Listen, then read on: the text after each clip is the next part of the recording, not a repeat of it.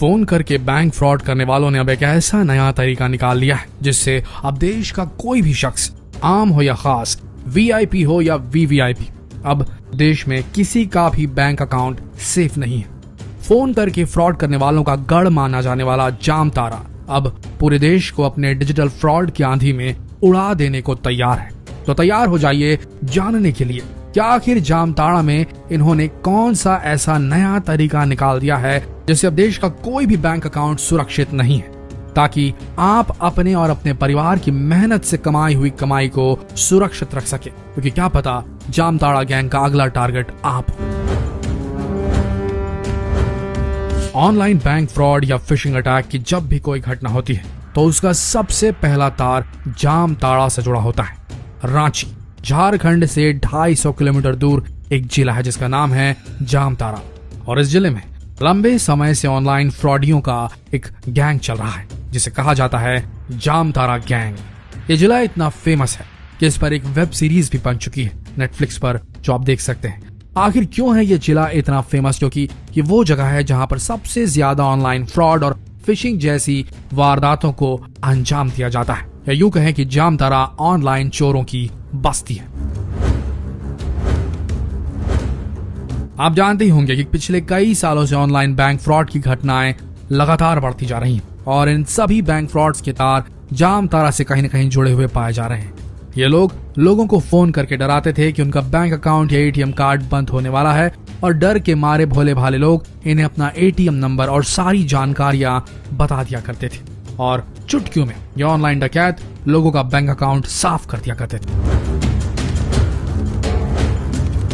लेकिन जैसे जैसे ये घटनाएं बढ़ी, लोगों को इस फ्रॉड के बारे में पता चलने लगा, और अब उनका ये तरीका पुराना हो गया।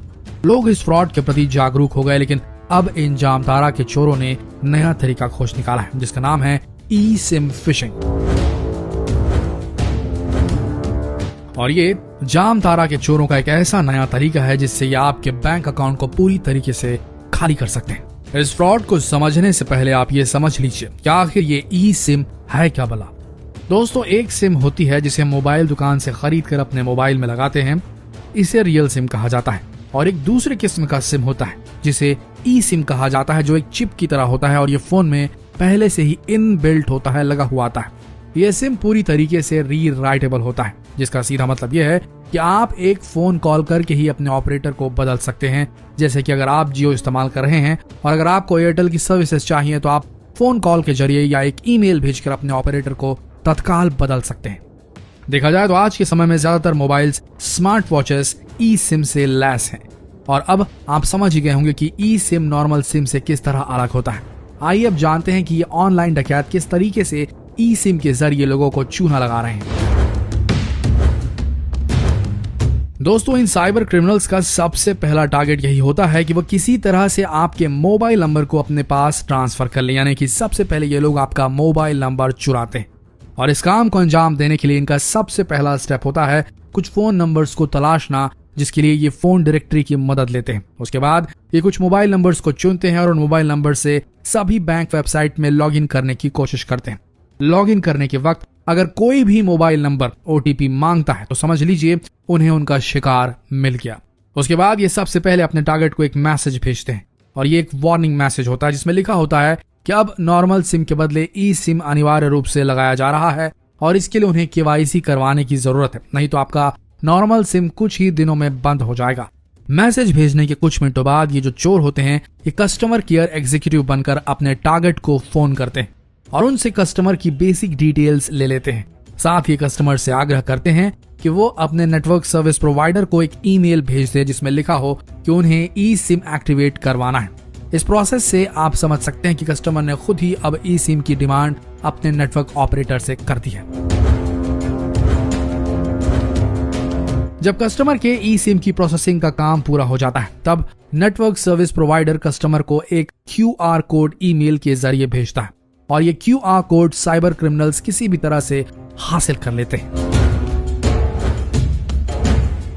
जब ये क्रिमिनल्स उस QR कोड को हासिल कर लेते हैं तब ये अपनी ई सिम वाले फोन पर आपका नंबर एक्टिवेट कर लेते हैं। अब इससे होता यह है कि आपका नंबर अब वो क्रिमिनल इस्तेमाल कर रहे हैं और कुछ ही दिन में आपका फिजिकल सिम कार्ड डीएक्टिवेट हो जाता है।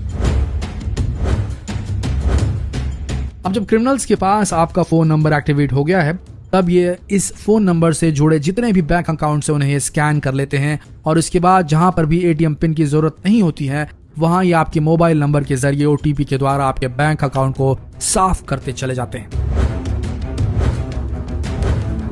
हाल ही में फरीदाबाद पुलिस ने 5 लोगों को ई सिम फिशिंग के मामले में अरेस्ट किया है, जिनमें से 4 जामताड़ा के हैं और इन अपराधियों ने कबूला है कि उन्होंने अब तक 300 से ज्यादा बैंक अकाउंट को साफ किया है। लेकिन सबसे बड़ा सवाल ये उठता है कि आखिर इस फ्रॉड से कैसे बचे। तो सबसे पहला पॉइंट, अगर आपके पास कोई भी कस्टमर केयर एग्जीक्यूटिव का फोन आता है तो उन्हें अपनी कोई भी पर्सनल जानकारी या बैंक से जुड़ी जानकारी कभी ना दे। दूसरी सबसे अहम बात, अगर आपको मोबाइल नंबर या ईमेल चेंज करवाना हो तो आप स्वयं बैंक या मोबाइल स्टोर में जाकर इस काम को करवाएं और इस काम में किसी पर भी भरोसा ना करें। तीसरी सबसे अहम बात यह है कि अगर आपके पास कोई भी मैसेज आता है जिसमें कोई लिंक हो तो उस लिंक को कभी ना खोलें। तो दोस्तों, जितना हो सके इस वीडियो को शेयर करें और लोगों को इस नए किस्म के फ्रॉड से बचाने के लिए जागरूक करें। जितना हो सके इस वीडियो संदेश को शेयर करें फेसबुक, व्हाट्सएप, यूट्यूब पर, ताकि लोगों तक